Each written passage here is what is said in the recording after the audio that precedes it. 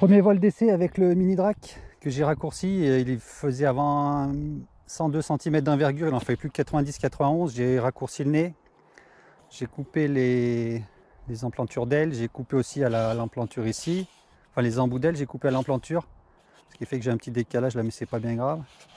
J'ai enlevé une grosse partie ici qui faisait comme ça là, j'ai raccourci l'arrière beaucoup, ça me permet d'avoir le moteur plus vers l'avant. J'ai raccourci aussi ces pièces là qui étaient bien plus grandes, qui faisaient comme ça.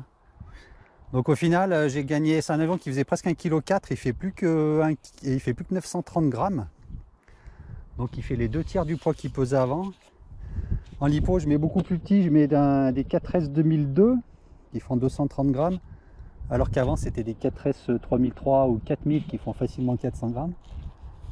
Donc là, au final, un avion beaucoup plus léger, légèrement plus court, avec un peu moins de surface de nez.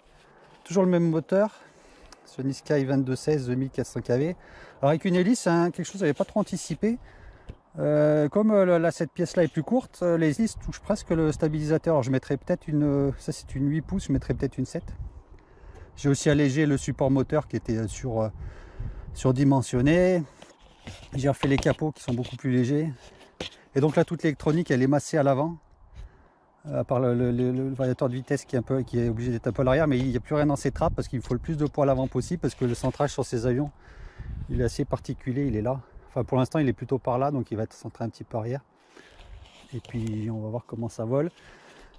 Je vais sûrement pas aller très loin parce que j'ai l'impression qu'il y a un problème de réception au niveau du récepteur 868 MHz. J'ai l'impression que soit l'antenne est en court-circuit ou enfin c'est un des tout premiers modèles, il a une vie difficile. Donc je pense qu'il va y avoir des problèmes de portée, donc je ne vais pas aller très loin. Un petit vent qui au final va être bien parce que ça va aider à lancer l'avion. On va lancer vent de face, c'est très bien. Et puis ensuite j'ai un champ là qui est super pour la...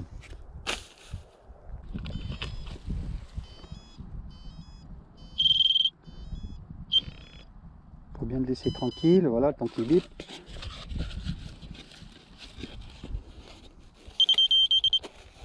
Le GPS est prêt. Alors c'est étonnant comme il est léger parce que c'est un avion qui était un peu une pierre volante et là. On a déjà un RSSI qui est 476, alors c'est pas bon signe. Et puis voilà, on va le lancer en mode angle. Donc l'hélice est un peu grosse, je vais voir ce que ça donne comme ça. On va mettre un peu du gaz, pas prendre de risque face au vent.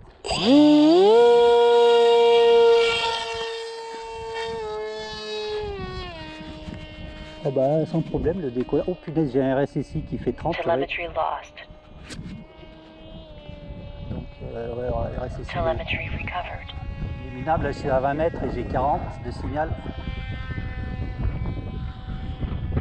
Donc effectivement le récepteur ne marche pas, là il reçoit le signal, mais juste parce que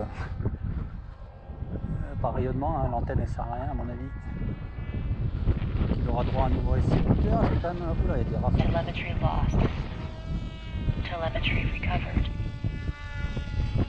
Pour l'instant c'est encourageant parce que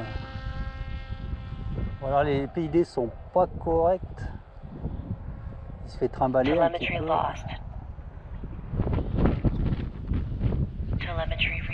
Il vole pas du tout comme le mini drac d'avant, en fait il est beaucoup plus léger. Je vais me mettre dos au vent quand même.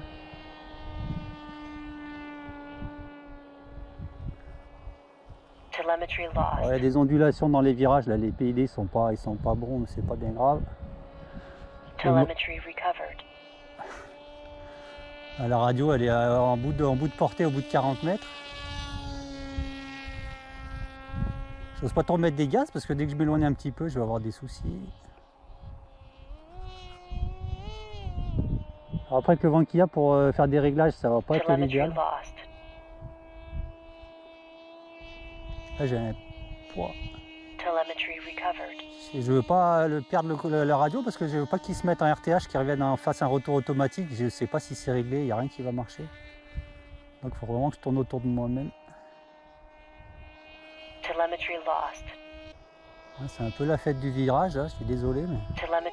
Oh putain, RTH.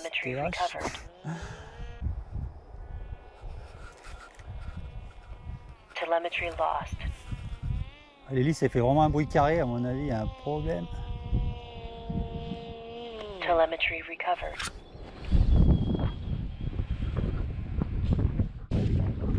Reste à changer le récepteur. Et puis à trouver des PID un peu moins agressifs. Et puis je vais essayer une hélice plus petite.